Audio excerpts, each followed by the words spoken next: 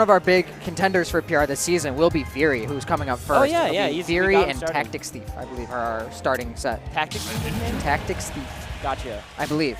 So it looks like TacticThief plays Greninja, which is interesting because Viri actually has his second best character, to my knowledge, is Greninja. So he should know this matchup pretty well.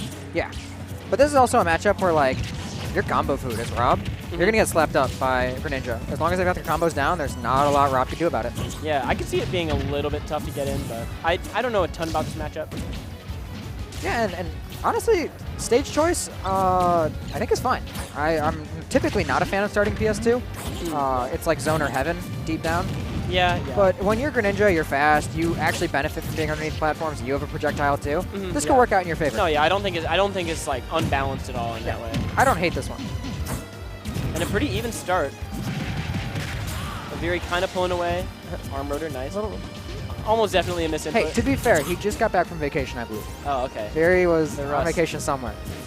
I know he was at, I think he was at GGWP. I take it all back. He was not on vacation. He's done nothing but play this game for the last week and a half. On the plane, hasn't slept, yeah.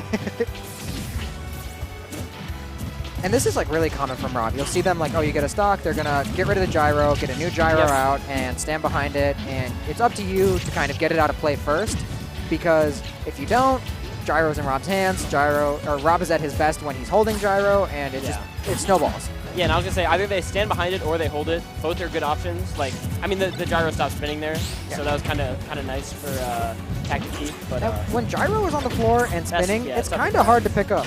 It's tough. You have to like kind of practice that a little bit. I mean, it's not like the most difficult thing in the world, but you know. Yeah. Went off stage with it, which is really smart.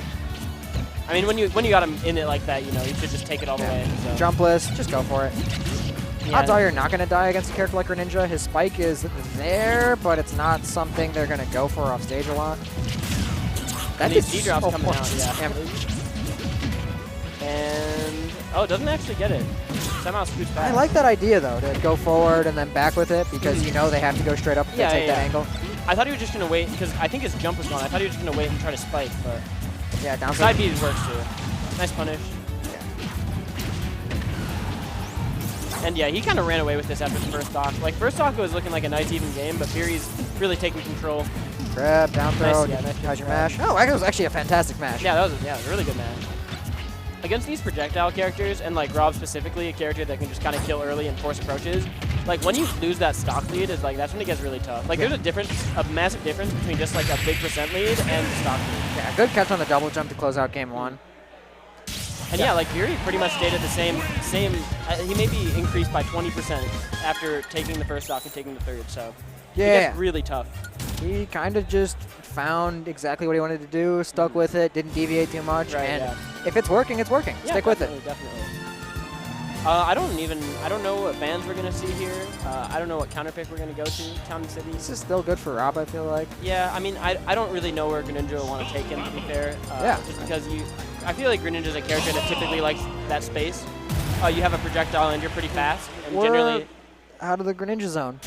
Oh, I didn't even notice. You're in a very different zone. Yeah, this is not the same at all. How does gyro interact with clay pigeon? I don't know. There's probably a bunch of weird interactions, like that can interaction. You're probably gonna see. I'm not gonna understand anything happening. I don't have a projectile. Yeah, right. I don't have a projectile brain. Oh, well, I understand that. He's dead. Yeah, I've done that one before. Yeah, that was kind of brutal. That duck hunt recovery really isn't the greatest. And I think Rob Dare is top 2 most active dares in the game for spiking. Yeah, it's a really good. And even if it doesn't spike, it pops you up, which is still kind of annoying because you could get knocked back off stage from that. Little combo coming out here for TacticThief, some life. Oh my god, he deals with cans so well. You shoot the gyro, you shoot the beam. I feel like gyro is just a move that's like built to deal with that really well. So that's really good usage. Put it down. It's gonna knock inward because whatever way Rob is facing, it will push you in. And so if they shoot it towards the ledge, it will knock you off, and then if they pick it up and throw it while facing inward, it will knock you into Rob's body. Yeah, that's been like a classic Rob ledge trap since like Smash 4. It's been really a thing forever. And it's tough to get around too. He's looking for a kill. These Z-drop gyro combos. Nice can interrupt. Can is frame 1, I believe, right? Yeah. So you can interrupt a lot of stuff with it. Yeah, and that one he kind of just like used it like from afar to get it in like into the combos. But he's got a lot of ground to make up, and Duck Hunt is not a character whose specialty is killing, so this is going to be a little bit tough. So I believe he still has the fast gunman left, which is the gunman in all black. But I think he has to, well, it's not going to matter. He lived? Well, he was at 90 post-hit. Good tag. Good tag, yeah, let's go. That was tricky, yeah. That was a good option by Viri, too. Like, that was just tricky. Down tilt, look for grab. Nice coverage. Again, a good mash, but Viri was ready for it this time. Exactly. Sometimes you gotta fake mash. Rob's overwhelming, man. That was a really dumb misstep by Viri. Yeah. He was really on point with his gyro combos, just like his general play around projectiles and like stuffing approaches was really good. So his yeah, confirms good stuff by Viri. went almost always his direction every time. Yeah. When he went for it, they hit. That was great. And he was just like doing simple stuff like hitting his spikes, you know, not missing those types of things. And I'm excited to see him do well because if I remember correctly, I did see him tweet, "How do I fight Villager?" which leads me to believe he would have Panda in his bracket. Yeah, that would make sense. I think 1-8, based on 1-9. what I know of where the seeds are. Yeah, I think 1 and 8. I think he is seeded or so 1 or 1 and 9 he will something. play likely. Seeding changed a little bit before, I think so he's seeded to play Panda. Yes.